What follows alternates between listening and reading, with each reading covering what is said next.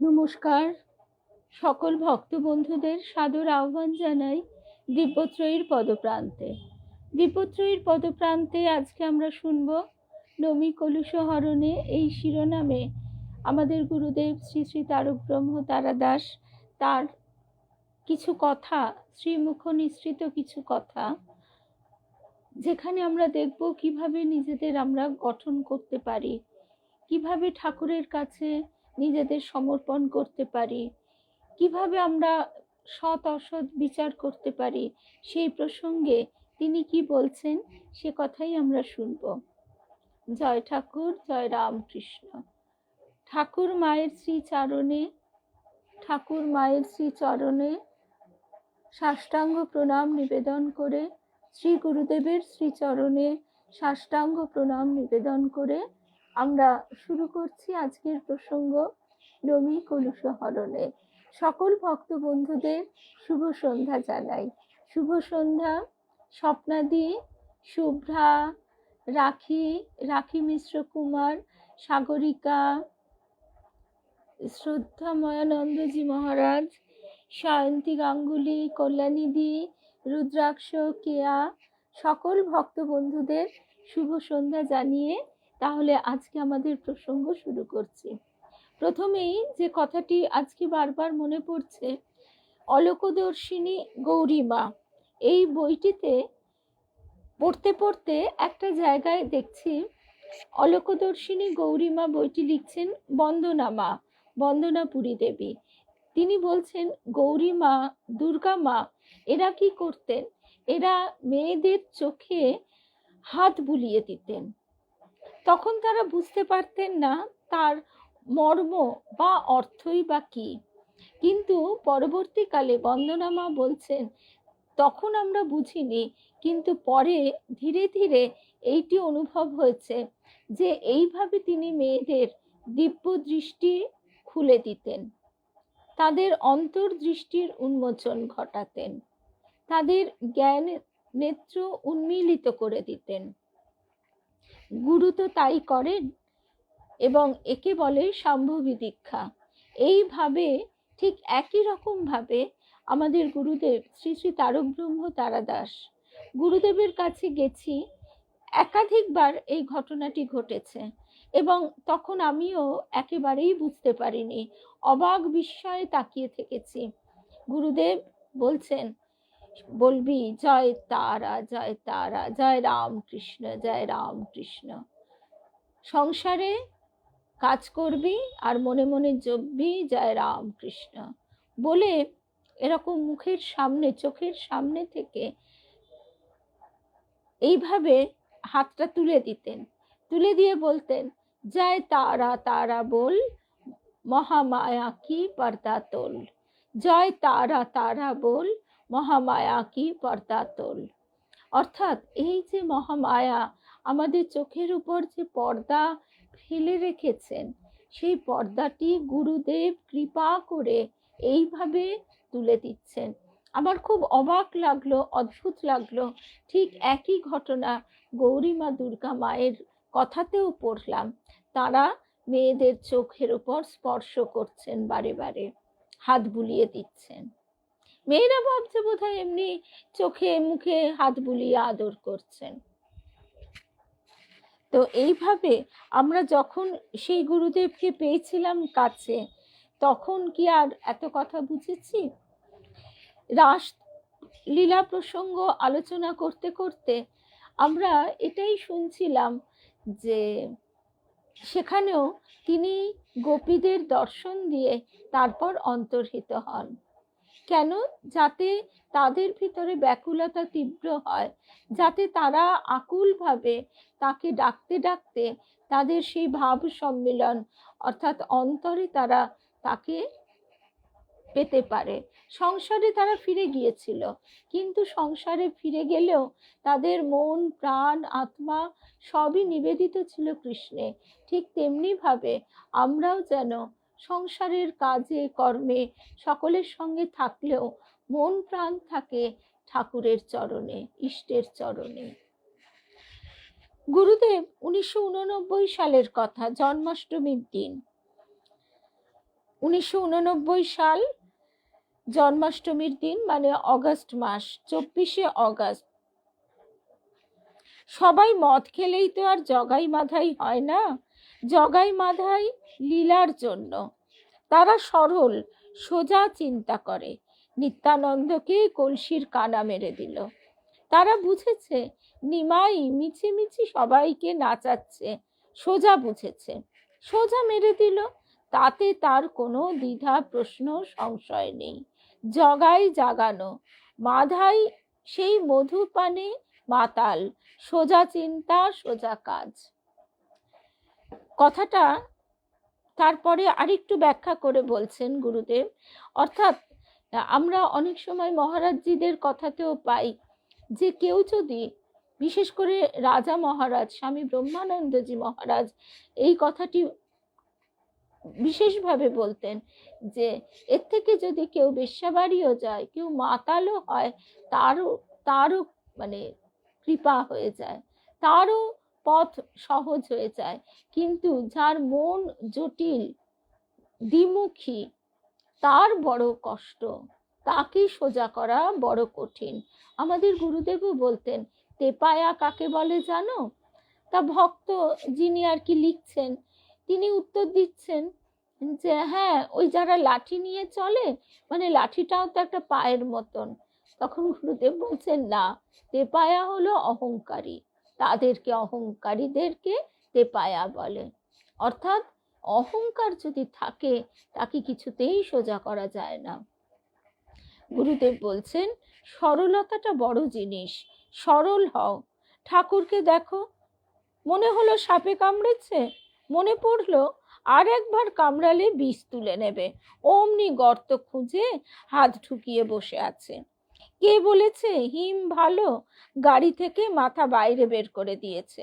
শিশুর মতো সরল, আর মন মুখ এক। মন তার রূপ বহির্মুখী মন, মন তার রূপ বহির্মুখী মন। সচল মন আবার অন্তর্মুখী মন, ঊর্ধ্বমুখী মন। মনই আসল, সচল মনের দাস তুমি। অর্থাৎ আমাদের মনের উপরিভাগ যেটি, সেইটি আমাদেরকে, আমাদের ভিতরে ঢেউ তুলছে। আমরা সেই ঢেউয়ের ভেসে যাচ্ছি, তার দাস আমরা। মন কখনো বললো এটির পিছনে দৌড়ো, অমনি ছুটতে ছুটতে গেলাম। আবার বললো না ওটা ভাল লাগছে না, আবার ওই জিনিসটা, আবার ওর পেছনে দৌড়লাম। কেউ বউয়ের দাস, কেউ ছেলের দাস, তাদেরই সন্তুষ্ট করবার জন্যে সব কাজ। তাদের জন্য শাড়ি গয়না টাকা পয়সা সব কিছু। রেগে গেল, তবে রে মার ঝাঁটা, ঝাঁটা খেয়ে আবার পা ধরলো, ওরে বাবারে গেলুম গেলুম, তুমি সব তুমি রাখো। তখন প্রসন্ন অমনি হয়ে, তখন অমনি প্রসন্ন হয়ে চললো ব্যাগ হাতে বাজারে। দাও মুড়ো, বউ খাবে। সেই রকম গুরু মারছে ধরছে, কিন্তু তবু সব সহ্য করে পা ধরে পড়ে আছে। সেই আত্মনিবেদনে গুরু আবার কাছে টেনে নিলেন, নে এই জপ কর। তখন তিনি হাত ধরলেন। বিশ্বাস নিবেদনের সাথে সাথে চলবে। বিশ্বাস, বিশ্বাস, বিশ্বাস কি? মুক্তি, শ্বাস প্রশ্বাস, সত্যের সাথে যোগ। এখানে কোনো প্রশ্ন নেই, কোনো প্রশ্ন করা চলবে না। কেন? জানতে চাইবো না। কোনো প্রশ্ন করবে না। প্রশ্ন মানেই সংশয়। কেন হলো, কেন হলো না, জানতে চাইবে না। গর্ভ সঞ্চার হলে মা কি জানতে পারে ছেলে হবে কি মেয়ে হবে? পূর্ণ সময় হলেই দেখবে, জানবে ছেলে না মেয়ে। তুমি নাম করে যাও, যে নামে তোমার ভেতরে বীজের সঞ্চার। তোমার কাজ তাকে রক্ষা করা। তুমি স্মরণ মনন সাধন চালিয়ে যাও। সময় পূর্ণ হলে নিজেই জানবে, সিদ্ধকল্প হলেই জানবে কি পেলে। সন্তান পাবার মতো তেমনি বোঝা যাবে নামের সূত্র কোথায়, কি দিল তোমাকে। তুমি নাম যে পেয়েছো, অর্থাৎ তোমার দিব্য গর্ভ সঞ্চার হলো। সেই দিব্য গর্ভ সঞ্চারকে যত্ন করো। গায়ের জোরে তো সব হয় না, বিশ্বাস ও সরল হওয়া চাই। তুমি জোর করলে, আমি তোমার নাম করে বেরিয়েছি, তোমায় ডেকেছি, পরপর সবাই বলল ওদিকে যেও না, মারামারি হচ্ছে, তবু শুনবে না, গেল ও পথে, ঠ্যাঙানি খেলো। কেন খেলি? বিবেক বারণ করেছিল, তবু শুনিসনি, তোমার নাম করে বেরিয়েছি, কেন ট্রেন ফেল করলুম? সময় হাতে নিয়ে বেরোওনি কেন? গুরুদেবকে সত্যি সত্যি সবাই এরকম বলতো, মানে রীতিমতো যেন একেবারে জবরদস্তি। তোমার নাম করে বেরিয়েছি, এরম হলো কেন?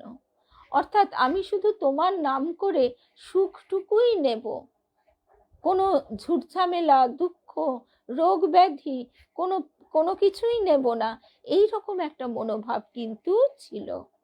এটা আমি আমার নিজেরও চোখে দেখা। এই জন্যেই গুরু বলছেন যে গুরু তো দেবার জন্যেই রয়েছে, কিন্তু গুরুর কাছ থেকে যে আঘাত, সে আঘাতেরও প্রয়োজন আছে, সে আঘাতেরও প্রয়োজন আছে বলেই গুরু আঘাত দেয়। মুশকিল কি জানো? বর্ণ পরিচয় সবাই পড়েছে, অয় অজগর সবাই পড়েছে, কিন্তু সেই স্বরবর্ণ কি এইভাবে পড়েছ? অয়ে অসীম, আয় আত্মা, হ্রস্বই দীর্ঘই তোমাতে দৃষ্টিলীন, হ্রস্বও দীর্ঘ ওই ঊর্ধ্ব গতি, ঋষির ভাব ভাবনা, লি তরলে ধৌত করা অন্তঃকরণকে। এ ওই, এখান থেকে ওই দিকে, এখান এ ওই, অর্থাৎ এখান থেকে ওই দিকে, ভগবানের দিকে, ও ও ওকার ওঙ্কারকে ধরে তোমাতে সর্বস্ব লীন। আসলে আমরা, গুরুদেব এটাই বলছেন যে আমরা যেভাবে তৈরি হই, যেভাবে পড়ি, আবার ঠিক সেইভাবে আমাদের সন্তানকেও গড়ে তুলি। আমাদের তৈরি হওয়াটার মধ্যে ফাঁক থেকে যায়, কারণ আমরা সাধারণভাবে এটাই শিক্ষা লাভ করি যে তুমি আরো ভোগ করো, তোমার যা আছে তুমি তার থেকেও আরো বাড়িয়ে তোলো, আরো ভোগের মধ্যে আরো স্ট্যাটাসটা বাড়াবার চেষ্টা করো। ত্যাগের কথাটা আমরা সাধারণভাবে শুনে থাকি না, নিজেদেরকে গঠন করার কথাটা কিন্তু আমরা সেইভাবে শুনে থাকি না। এর আগেও আমরা মদালসার গল্প শুনেছি, আমরা ভুলে যাই যে মদালসার ঐতিহ্য ধরে আমরা এগোতে এগোতে সেই তার কথাই ভুলে গেছি, যিনি কিনা তার সন্তানদের ঘুম পাড়ানি গানের মধ্যে দিয়ে এই আধ্যাত্মিক চিন্তার সূত্রটি ঢুকিয়ে দিয়েছিলেন। ঢুকিয়ে দেবার ফলে বীজ থেকে গাছ কখনো না কখনো, অঙ্কুর কখনো না কখনো হবেই। গুরুদেব বলছেন রামায়ণ মহাভারত তোমার ভেতরেই, তোমার ভেতরেই ধর্মক্ষেত্র কুরুক্ষেত্র, আবার তোমার ভেতরেই যুধিষ্ঠির আর দুর্যোধনও আছে। তুমি নিজে যেখানে মোহে অন্ধ, সেখানে ধৃতরাষ্ট্র, সেখানে তুমি নিজে যেখানে মোহে অন্ধ ধৃতরাষ্ট্র, সেখানে সন্তানরা তো দুর্যোধন, দুঃশাসন হবেই। যেমন বাপ তেমন তার ছেলে, বাপ অন্ধ, ছেলে স্বেচ্ছাচারী। আবার মজা দেখো, পঞ্চ পাণ্ডবের সহায় স্বয়ং শ্রীকৃষ্ণ, তাদেরও আর দুর্গতির অন্ত নেই। সেই বনবাস, আবার পাশা খেলা, মায়ের দ্রৌপদীর বস্ত্রহরণ। বস্ত্রহরণ কি? তোমার কামনা বাসনা চাইছে উলঙ্গ হয়ে উঠতে, কিন্তু দেখা যাচ্ছে শ্রীকৃষ্ণের সহায়ে, শ্রীকৃষ্ণের চাতুরিতে মোহের বিরাট আবরণ শুধু খুলে যাচ্ছে, শেষ পর্যন্ত থাকছে শুদ্ধ সত্যগুণ। অর্থাৎ সেই বস্ত্র যতই টানা হোক না কেন, সে বস্ত্র খুলেই যাচ্ছে, খুলেই যাচ্ছে। আমাদের এই মায়া মোহর আবরণও কিন্তু অমনি, যতই টানা হোক সে শেষ আর হতে চায় না, কিন্তু সেইটি যদি আমরা কৃষ্ণের হাতে তুলে দিই, তিনি যদি হাল ধরেন, তিনি যদি সেই বস্ত্র খোলার পুরোপুরি দায়িত্বটি নেন, আমরা যদি তাকে শরণাগত হই দ্রৌপদীর মতো, তার হাতে তুলে দিই ভার, তখন কিন্তু তিনি আমাদের এইভাবেই রক্ষা করেন। শেষ হয় কিসে? শেষ পর্যন্ত থাকছে শুদ্ধ সত্ত্বগুণ, যাতে সেই কৌরবরা আর তাকে ক্ষতবিক্ষত করতে, আক্রমণ করতে পারছে না। যখন তুমি নিজেকে বিবেকের নির্দেশে চালিত করছো, নিজেকে বিবেকের নির্দেশে চালিত করছো, নিজেকে সম্পূর্ণভাবে তার কন্ট্রোলে ছেড়ে দিচ্ছ, তখন শ্রীকৃষ্ণ নিজেই তোমার রথের সারথি। তুমি বাণ মারছো মোহকে ছিন্ন করে, তার সাথে তোমার মিলন ঘটাচ্ছে। অর্থাৎ অর্জুন যে যুদ্ধ করছে, তার সারথি কিন্তু কৃষ্ণ। সেরকম আমরাও যে লড়াই করব অশুভ শক্তির সঙ্গে, যেগুলি আমাদের অন্তরেই আমাদের সবসময় আক্রমণ করতে উদ্যত, রিপু, অহংকার, তার সারথি যদি শ্রীকৃষ্ণ হয়, গুরু হয়, তাহলে কিন্তু জয় অনিবার্য। সব রকম দুর্যোগ আসুক, তবু ধরে থাকো। কংস কারাগারে বন্দি দেবকী, গর্ভে শ্রীকৃষ্ণ। বসুদেব পাশে শুয়ে আছে, সে শত দুর্যোগেও সত্যকে জয়ের পথে নিয়ে যাবে। তোমার অবলম্বন দীনতা, ত্যাগ, অহংকার, অহংবোধ ত্যাগ। দীনকে যে সত্যই সব ত্যাগ করেছে, নিজের বলিতে কিছু নাই, সে ত্যাগ অহংকে ত্যাগ করেছে। তার চিন্তায়, তার ভাবে বিভোর সর্বদাই, সেই একমাত্র আপন, একমাত্র প্রিয়জন। সন্তান অসৎ হলে বাপের কত কষ্ট, তাহলে তুমি কুকাজ করছো, তাকে, ভগবানকে কত কষ্ট দিচ্ছ। তার জন্যে তো তোমার কষ্টবোধ নেই। তাকে ভালোবাসতে শেখো, তাকে ভালোবাসো, সহজভাবে চলো। যে ভালোবাসে সেই ভক্ত, ভালোবাসাই ভক্তের পরিচয়। আজকে আমাদের ভিতরে যদি অহংকার মাথাচাড়া দেয়, আমাদের ভিতরে যদি রিপুগুলি উদ্যত হয়, তাহলে আমাদের তখনই যদি মনে হয়, আহা, তাহলে তো ঠাকুর কষ্ট পাচ্ছেন, ঠাকুরকে যদি আমরা এতটুকুও ভালোবেসে থাকি, সঙ্গে সঙ্গে আমরা তার কাছে প্রার্থনা রাখবো যে আমাদের মন থেকে এই কুভাবগুলি তুমি দূর করো। তারপরে গুরুদেব বলছেন, লক্ষ্যে পৌঁছতে গেলে হাঁটার গতি স্থির করবে, কত তাড়াতাড়ি পৌঁছবে। ব্যাকুলতার তীব্রতাই তোমাকে তার দ্বারে তাড়াতাড়ি পৌঁছে দেবে। ধীরে গেলে ধীরে হবে, অনেক সময় লাগবে। সুষুম্না জাগে প্রেমে, আত্মিক যোগ ভগবানে দেয় সেই প্রেম। চক্র আছে, ইড়া পিঙ্গলা মায়া চক্র, সুষুম্না শিব চক্র। এই শিবকে জাগ্রত করবে কে? তোমাকে কামনা বাসনায় মায়া চক্রে ঘুরপাক খাওয়াচ্ছে। কামনা বাসনা থাকলে হবে না। সুষুম্নাকে জাগাতে পারে ছন্দ, পারে নৃত্য, গীত, এমনকি ক্রন্দনেও। তার জন্য যে ক্রন্দন জাগে, ব্যাকুলতার ক্রন্দন, সেই প্রেমময়ের জন্য যে ক্রন্দন, তাতেও সুষুম্না জাগে, ধ্যানে জাগে। কিন্তু সেই ধ্যানের মধ্যে কি আছে? তার ভিত্তি বিশ্বাস, তারপর প্রীতি, তখন তার স্থিতি। আমরা চট করে ওই জন্যে সঙ্গীতের মাধ্যমে খুব সহজে, খুব তাড়াতাড়ি যেন মনকে ঊর্ধ্বমুখী হচ্ছে অনুভব করতে পারি। খুব সহজে মনে হয় মন কিছুক্ষণের জন্য হলেও যেন তার চরণ ছুঁয়ে ফেলল। ধ্যান কি না? ধারণ, ধয়ে ধারণ, ন উন্নয়ন। ধ্যান তোমার মনকে ঊর্ধ্বমুখী করছে। তার রূপ, ইষ্টরূপ, গুরুরূপ, এমনকি শুধু ওঙ্কার, সবের মূলে গুরুর কৃপা। সেই কৃপাই তোমাকে উপরে তুলছে, মায়া চক্র কাটিয়ে সুষুম্নাতে স্থিতি করছে।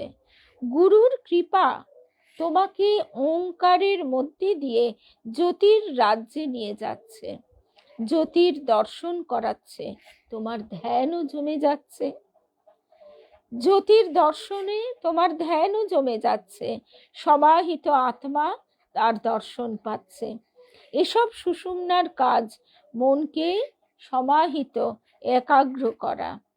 গৃহীদের অসুবিধা, নানা কামনা বাসনায় চারিদিকের কলরবে ঘোর কেটে যায়। এটা তো কেউ যদি একটুও বাড়িতে চেষ্টা করতে যায় সে খুব অনুভব করবে। সংসারের কিছু কর্তব্য থাকে, কিছু দায়িত্ব থাকে, কিছু থাকে সামাজিকতা, কিছু থাকে লোকে কি বলবে সেই জন্যে সেটা করা। এরকম বহু ক্ষেত্রে আমরা অনেক কিছুই স্বইচ্ছায় করি না। এটাই বলছেন গুরুদেব, নানা কামনা বাসনায় চারিদিকের কলরবে ঘোর কেটে যায়। গৃহীরা তাই সে অবস্থা সর্বদা রাখতে পারে না। তুমি মন একাগ্র করলে যেই কলরব জাগলো, মন বিচ্ছিন্ন হয়ে পড়ল। তবে তুমি গৃহকে, সংসারকে তীর্থের পথে চটির মতো মনে করো। চটি মানে কি? চটি মানে সে আমার পুত্র, ওরা যেরকম বলে কামার পুকুর চটি, চটি মানে তো নিশ্চয়ই ও বুঝতে পারেনি, কিন্তু চটি মানে অবশ্যই বিশ্রামের স্থান। তুমি মানে গৃহকে, সংসারকে তীর্থের পথে চটির মতো মনে করো। সংসারে যেমন অসুবিধাও আছে কিছু কিছু, সুবিধা কিন্তু বেশি ছাড়া কম নয়। আবার যাত্রা শুরু করো সুবিধা মতো, সেই যাত্রাটি কিন্তু বাইরে নয়, অন্তরে। আবার যাত্রা শুরু করো সুবিধা মতো, সেই যাত্রা কিন্তু বাইরে নয়, অন্তরে। প্রয়োজন তাই নির্জন বাস। আজকের দিনে তো আর তা পাবে না, নিজের প্রয়োজন নিজেই মেটাতে হবে। মনকে নির্জন করে নাও। খুব শক্ত, ঠিকই জানি সে কথা, তবে অসম্ভব নয়। গুরুদেব এমনভাবে কথাগুলো বলতেন, আমিও কিছু কিছু তো সামান্য কিছু কিছু শুনেছি, কিছুতেই মানে মনে হতো কি, মানে বলতে আজকে কি আর বলবো, মনে হতো আমাদের থেকে একটুখানি বেশি উনি জানেন। আমরা নিজেকে, এরা মানে এই সাধক, এরা নিজেদের এতটাই গোপনে রাখেন, অথবা আমরাই এতটাই অপদার্থ, আমাদের চোখের উপর এতটাই আবরণ যে আমরা কিচ্ছু বুঝতে পারতাম না। আমি তো পারতামই না, কিন্তু ওই গুরুদেবের হাসি মুখটি দেখে জগৎ ভুল হয়ে যেত। ওই হাঁ করে তাকিয়ে থাকতাম, আর ওই হাঁ করে তাকিয়ে থাকতে থাকতে এটাই দেখতাম যে গুরুদেব বলছেন, কি বলছেন জানি, খুব শক্ত মনকে নির্জন করা, তবে অসম্ভব নয়। প্রেমের প্রবাহ ঢুকতে চায় না মনে, প্রেমের প্রবাহ ঢুকতে চায় না মনে। মনের মধ্যে যদি আবর্জনা থাকে তাহলে সেই অমৃত সুধা কি করে ঢাললেও তো উপচে পড়ে যাবে। ধ্যানে বসেছ, অফিসের ঘন্টা বেজে গেল, মন ছেড়ে গেল, পেট তো চালাতে হবে, মন অনেক দূরে সরে গেছে। ধ্যানে বসেছ, মনে হলো ভাত রাঁধতে হবে, অমনি তোমার মনের সূত্রটি ছিঁড়ে গেল। গুরুদেব বলছেন ধ্যান তুমি সর্বদাই করতে পারো, ধ্যান তুমি সর্বদাই করতে পারো, অভ্যাস করার চেষ্টা করো। ট্রেনে বাসে যাচ্ছ, অভ্যাস করো অষ্টপ্রহর মনে মনে জপ করার। ট্রেনে বাসে যাচ্ছ, অভ্যাস করো অষ্টপ্রহর মনে মনে জপ করার। আমাদের মনটা তো খালি থাকে না। এবার ট্রেনে বাসে বসে আছি কি দাঁড়িয়ে আছি, এবার দাঁড়িয়ে দাঁড়িয়ে হয় সহযাত্রীর কথা শুনছি, নয় মনের মধ্যে একটা বিরক্তি, বাবা দিনকাল কি, সবাই ফোন দেখছে, আরে সবাই ফোন দেখছে, আমি বিরক্ত হলে কি সে ফোন দেখা ছেড়ে দেবে? এরম কথাও বহু লোক বলে। মানে কত রকমের তাদের মনের সব এই চিন্তা ভাবনা ঘুরে বেড়াতে থাকে। তার থেকে গুরুদেব বলছেন যে অভ্যাস করো মনে মনে জপ করার, অভ্যাস যোগ। অভ্যাস করছো কর্মের, ধীরে ধীরে সেটাই হলো কর্মযোগ। প্রতিটি কর্মের মধ্যে দিয়ে তার সাথে যোগ। এই হলো কর্মযোগের মধ্যে দিয়ে মনকে স্থির করা, অভ্যাসে স্থির করা। তারপর তোমার মনই সদা সর্বদা তোমাকে যুক্ত রাখবে আপনা থেকেই। এই কথাটি কল্যাণেশানন্দজি মহারাজ একদিন বলছেন যে এই গ্রামের অনেক মায়েরা তারা আসেন মন্দিরে সেবা করতে, এই উঠোন ঝাড় দেওয়া, সিঁড়ি পরিষ্কার করা। তখন তারা খুব খুব আনন্দিত চিত্তে কাজটি করেন। কারণ কি, তারা জানেন তারা দেবালয়ে ঠাকুরের সেবা করতে এসেছেন, মায়ের সেবা করতে এসেছেন। কিন্তু তাদেরকে বুঝতে হবে যে সংসারটা কি তিনি ছাড়া? তা তো নয়। সুতরাং সংসারেও তুমি যা করছো সবই তারই সেবা করছো। এটা প্রথম প্রথম মন মানতে চাইবে না, কেননা মন এরকম চিন্তা করে অভ্যস্ত নয়। প্রথমে এটা তোমাকে আরোপ করতে হবে। আরোপ করতে করতে তারপর মন সেটাতেই অভ্যস্ত হয়ে যাবে। অনেক সময়ই আমাদের হয়তো সবে এসে বসলাম, ছেলেপুলেরা আবার একটা অর্ডার করলো, মা একটু জল দেবে, মা একটু কিছু খেতে ইচ্ছে করছে, কিছু করে দেবে। বিরক্তি লাগতেই পারে, অনেক সময় লাগে। কিন্তু সেই মুহূর্তে আমি মনকে যদি এইভাবে শেখাবার চেষ্টা করি যে গোপাল স্বয়ং এইভাবেই ভগবান, ওর ভিতরে যে ভগবান, তিনি তো স্বয়ং এইভাবে আমার কাছে সেবা চাইছেন, দেখা যাবে এটা দুবার ভাবতে ভাবতে তিনবারের বার তখন আর বিরক্তি ভাবটা আসবে না। এটা কিন্তু সত্যি সত্যি হয়। এইভাবে প্রতিটি কর্মের মধ্যে দিয়ে তার সাথে যোগ। যেমন ধরো গুরুদেব বলছেন তোমার এই অভ্যাস যোগ কিরকম, যে যেমন ধরো তোমার অভ্যাস হয়ে গেছে সকালবেলা জল খেয়ে তুমি বাথরুমে যাবে, ঠিক সেই সময় সেটা তোমাকে করতেই হবে। তেমনি জপের বেলাতেও তাই হবে। অভ্যাস মতো তোমাকে আপনা থেকেই মন জপ ধ্যান করাবে। এটাই হচ্ছে মনের ম্যাজিক। অভ্যাস মতো তোমাকে আপনা থেকেই মন জপ ধ্যান করাবেই, এটা কথার কথা নয়। মহাপুরুষরা বলে গেছেন একদিন না একদিন হবেই হবে, হবেই হবে, স্মরণ আর মননে হবেই হবে। গুরুদেব বলছেন সংসার তো তোকে ছাড়বে না, ভাবের মধ্যেও আবার অভাব দেখা দেবে। কি করবি রে মন, ধর গুরুর শ্রীচরণ। গুরুকে স্মরণ করো, নিজের মন গুরুর পায়ে সঁপে দে, ঠিক মন শান্ত থাকবে। নইলে ঝামেলা তো লেগেই আছে। একটু মন দিয়েছ অমনি ডাকছে। কেন ডাকছো? না বাজার করে আনতে হবে, বা হয়তো বলবে একটু চা করো তো, এ থাকবেই। সুতরাং চা করতে করতেই, বাজার করতে করতেই তাকে স্মরণ করো না। কৃষ্ণ চতুর, তুইও চতুর হ।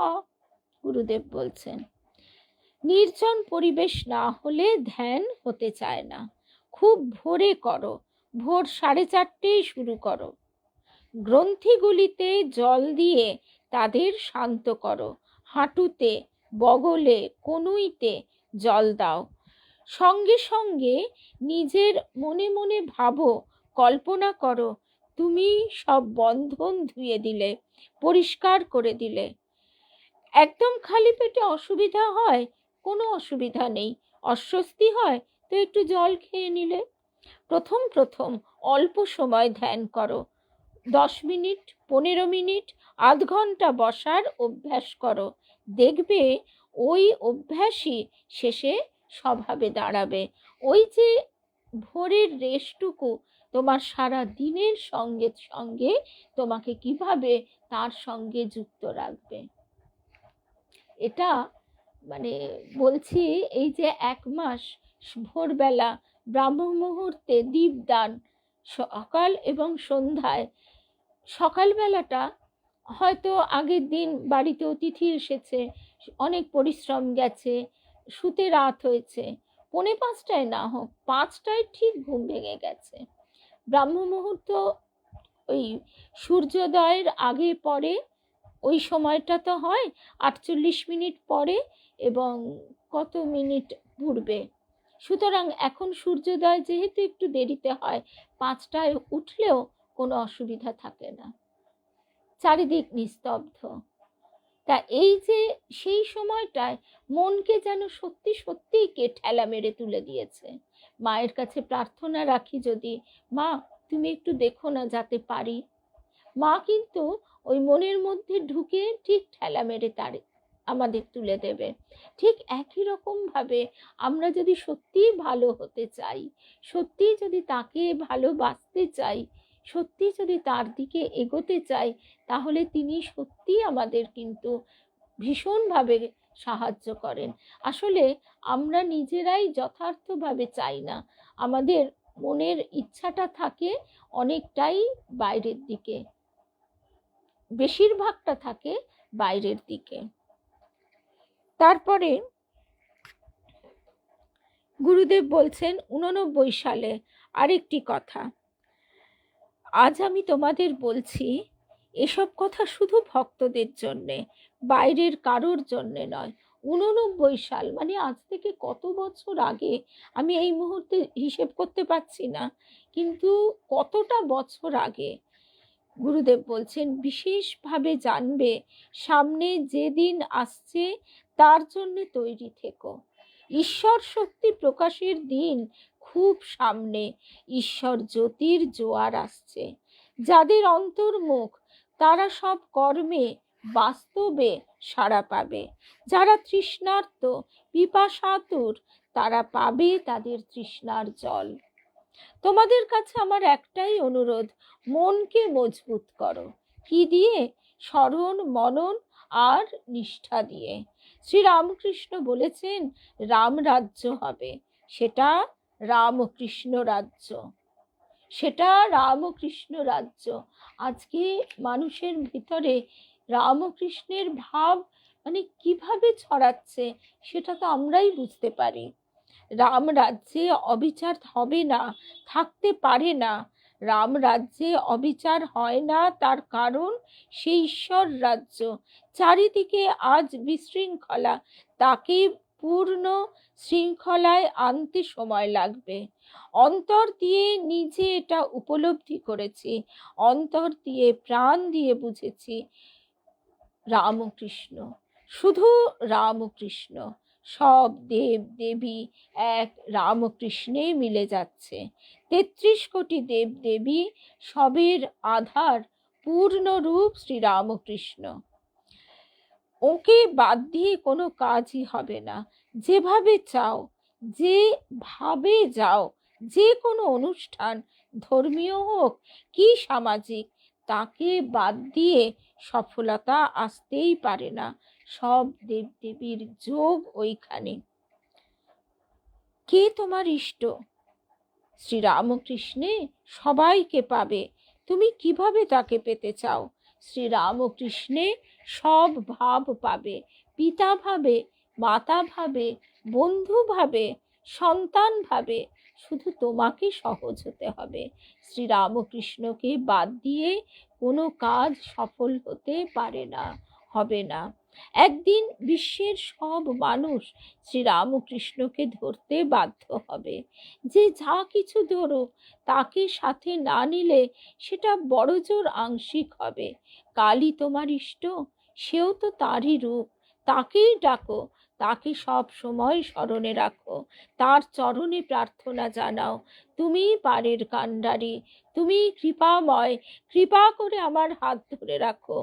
যে কাজ মঙ্গলময় তাই আমাকে দিয়ে করিয়ে নাও হে মঙ্গলময়।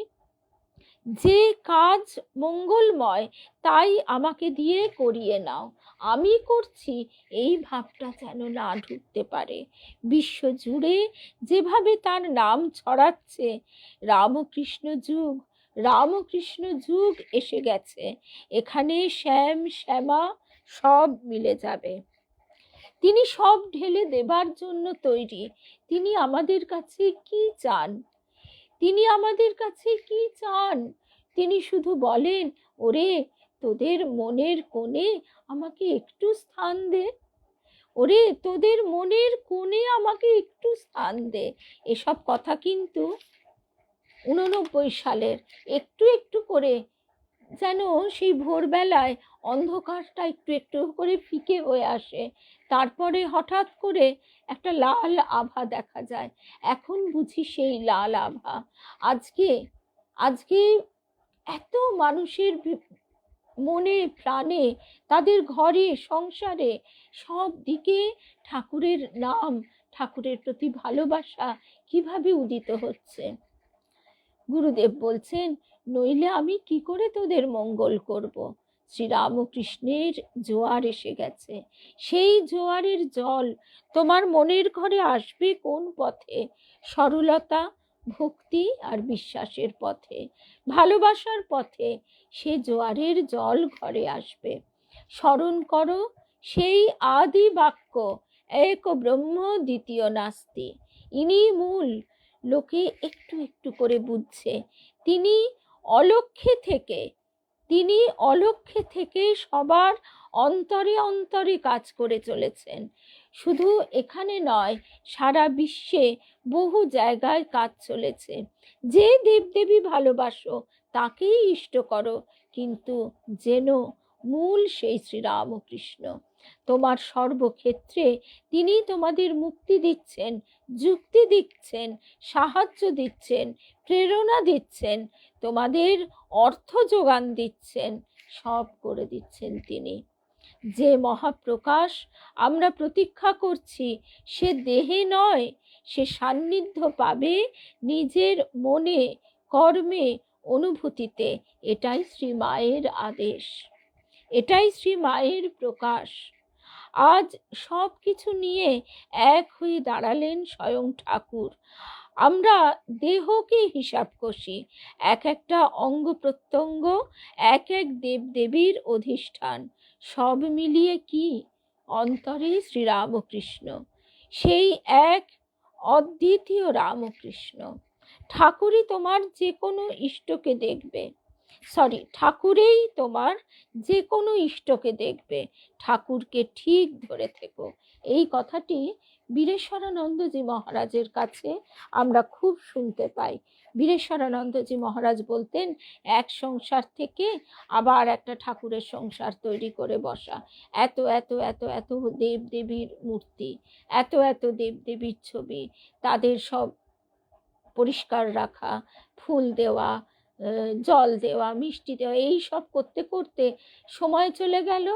আসল কাজ আর কিছুই হলো না। মন তো এই করতে করতে ব্যতিব্যস্ত হয়ে উঠলো। এরপরে তোমার সংসারের কি কি কাজ পড়ে রইল, এই করতে গিয়ে তোমার 15 মিনিট চলে গেল, আর জপ ধ্যানের জন্য সময় রইল 5 মিনিট। তাহলে কি করে হবে? তাই গুরুদেব বলছেন, এই ভাবটা কিন্তু মানুষের মনে ক্রমশ অনেক বেশি প্রকাশিত হচ্ছে। বৃহস্পতিবার সবাই বলছে, আমরা মাকেই লক্ষ্মী রূপে পূজা করি, মাকেই দুর্গা রূপে পূজা করি, মাকেই কালী রূপে। এই ভাবটা কিন্তু এই যে 89-90 সালে মোটেই ছিল না, অন্তত আমি তো দেখিনি। এত ঘরে ঘরে এত চারিদিকে দেখা যেত না। এটা অনেককেই আমি জিজ্ঞাসা করেছি। ঠাকুরেই তোমার যে কোনো ইষ্টকে দেখবে। প্রজ্ঞানন্দ ভবনে যে কথা হয়েছিল, সেখানে তার মূল কথাটা কি ছিল বলতো? গুরুদেব বলছেন, আমরা শুধু স্রেফ যন্ত্র, মূল কর্তা তিনি সবকিছু জোগাড় করে দিচ্ছেন, ব্যবস্থা করে দিচ্ছেন। দেখো, একজনের কথা উল্লেখ করে বলছেন, দেখো কত বড় চাপ এই অনুষ্ঠানের, প্রায় একাই সামলাচ্ছে। কি করে পারছে? তোমরা ভাবছো কি করে পারছে? শুধু ঠাকুরের কৃপা। তিনি গঠন করে নিয়েছেন, আরো কাজের জন্য গঠন করছেন। এ তো এখন আমরা প্রতি মুহূর্তে দেখতে পাচ্ছি। তুমি একটা বিশেষ কাজ করতে গেলে তখন একমাত্র তিনি তোমার বাধা দুর্ভোগ কাটিয়ে দেন। কিন্তু তিনি কি চান? তিনি কি চাইবেন? একটা মালা দিস, একটু জল দিস। গাছ করতে বেড়া লাগে, জল লাগে, আমাকেও তো কিছু করতে হবে। আমরা কিছুই না করলে কি কৃপা কি করে পাবো? বাপ আছে ছেলের জন্যে, কিন্তু ছেলেকেও তো একটু কিছু করতে হবে, না করলে বাপ দেবে কেন? ছেলে যদি উড়নচণ্ডী হয়ে ঘুরে বেড়ায়, তাহলে বাপ কি তাকে দেয়?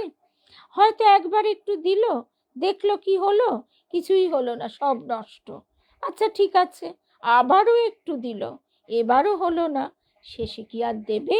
সরে গেল। ঠিক সেই রকম সব কাজ করবার সময় জানবে যে সেই কাজের মূল কর্তা কিন্তু তিনি। সেখানে যেন অহংকার এসে বসে না ভাবে যে আমি করছি, আমি করছি। ঠাকুরকে দেখো, তিনি কি সুন্দরভাবে বোঝালেন। ভৈরবী ব্রাহ্মণী তার কাছে দীক্ষা নিলেন, কোনো প্রয়োজন ছিল না। তিনি নারীকে সম্মান দিলেন, মায়ের সম্মান। আবার দেখো তোতাপুরী, তার কাছেও দীক্ষা, যে নির্বিকল্প সমাধি সে পেয়েছে দীর্ঘ তপস্যার পর, তিনি দেখালেন 3 দিনের মধ্যে। কিন্তু অহংকার নেই, গর্ব নেই, গোঁড়ামিও নেই, সবাইকে সমান সম্মান, যত মত তত পথ। বড়লোক বলে কে আর নেই। তেজস্বিতার জমাট রূপ, মধুরতায় ভরাট। তেজস্বিতার জমাট রূপ, মধুরতায় ভরাট। স্নেহের অন্তর খোলা, সবাইকে ডাকছে, ওরে তোরা কে কোথায় আছিস, আয় আয়। সে কত বড় প্রাণ, বিশ্বের জন্য কাঁদছে, সে কত আপন, সে আমার জন্যও ভাবছে, পথ করে দিচ্ছে। কি জানাবে তাকে? তুমি এসো, আমার মনে তোমার আসন করে নাও, আমার মন তুমি নাও, এছাড়া আমার দেবার কিছু নেই। আমরা মনটা একে ওকে তাকে বিলিয়ে বেড়াই, আবার বিলিয়ে বেরিয়েও কোনো লাভ হয় না, আবার আঘাত পাই। এই প্রসঙ্গে এই যে মনটা যদি সত্যি সত্যি তাকে পুরোটা দেওয়া যায়, তখন কি হয় সে কথা আমরা দেখছি শরৎ মহারাজের কাছে।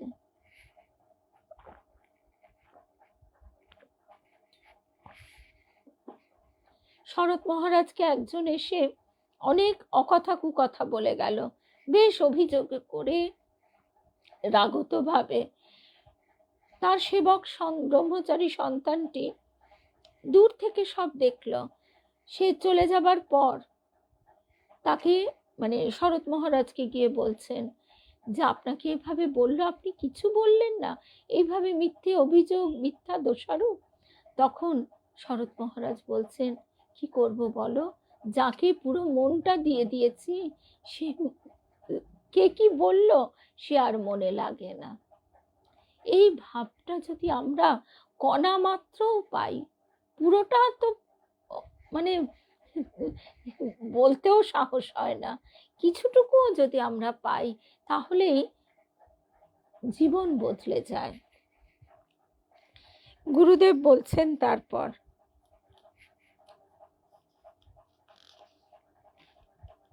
গুরুদেব বলছেন, দেখ তারা মা আমার সর্বস্ব।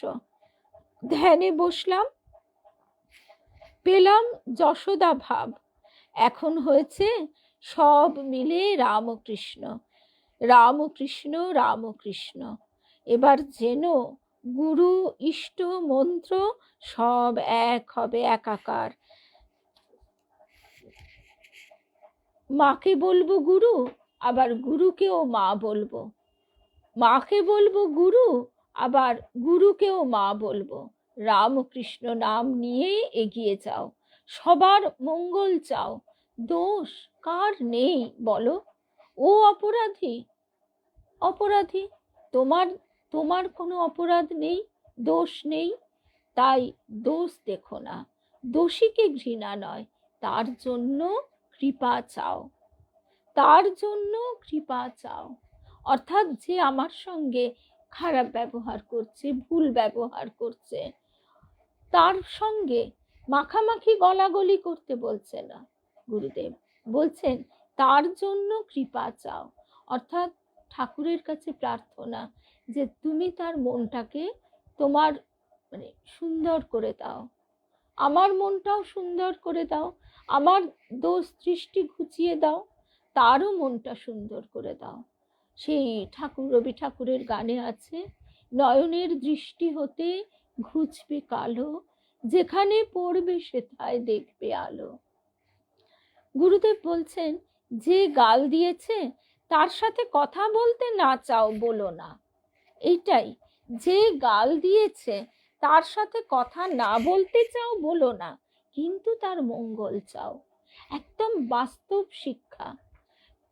আমাকে কেউ চড় মেরেছে বলে আবার চড় খেতে যাব, সেটা তো কোনো কাজের কথা নয়। আত্মসম্মান বলেও তো একটা জিনিস থাকে, অথবা সেটা করতে গেলে সেটা করবার মতন শক্তি আমার নাই থাকতে পারে। আমি একবার হয়তো তার কাছ থেকে অকথা কুকথা শুনে এলাম, আবারও শুনতে যাব না। গুরুদেব তাই বলছেন কিন্তু তার মঙ্গল চাও, তার প্রতি কোনো প্রতিহিংসা নয়, তার প্রতি কোনো রাগ বিদ্বেষ নয়।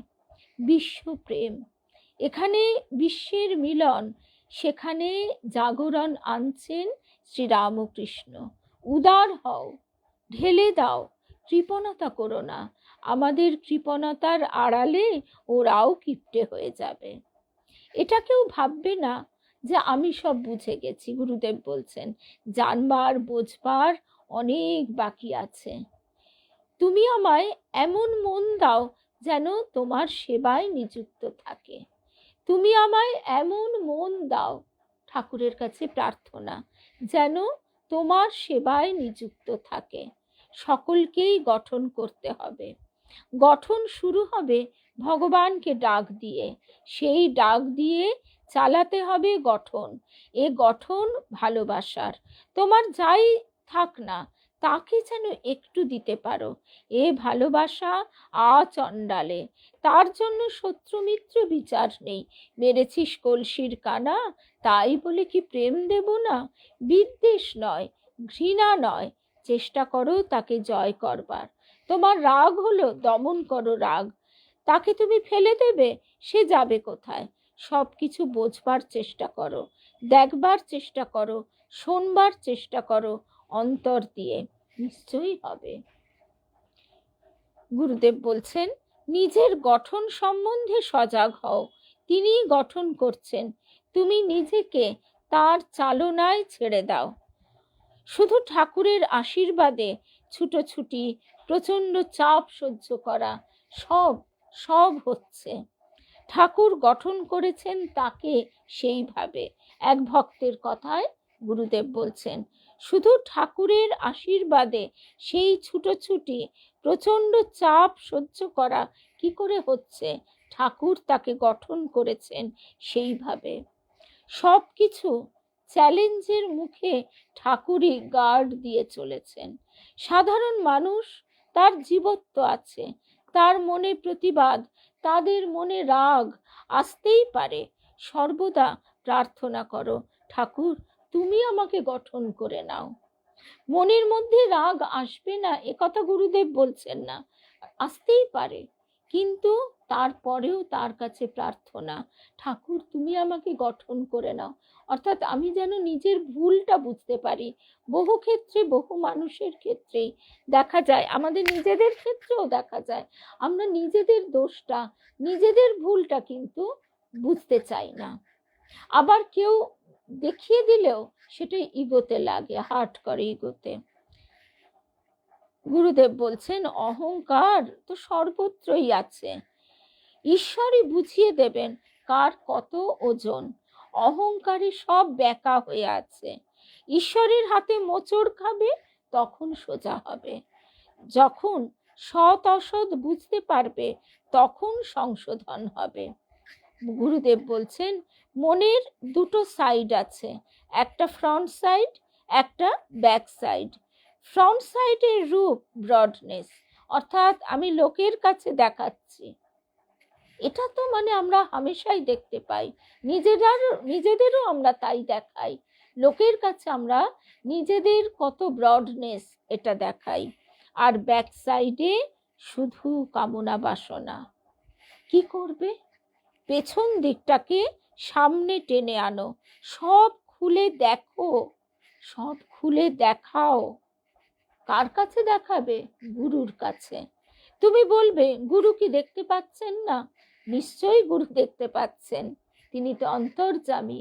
কিন্তু তুমি দেখাও, বলো, হে ঈশ্বর, কবে আমার এসব কামনা বাসনা যাবে? কবে আমার মনের মুক্তি? তুমি দেখো, ঠিক এভাবেই ধীরে ধীরে পরিবেশ পাল্টাবে। জানো তো, মনটা নিয়েই আসল কারবার, গুরুদেব বলছেন। কাজ তো করতেই হবে, কোনটা করব, এটা করব না ওটা করব।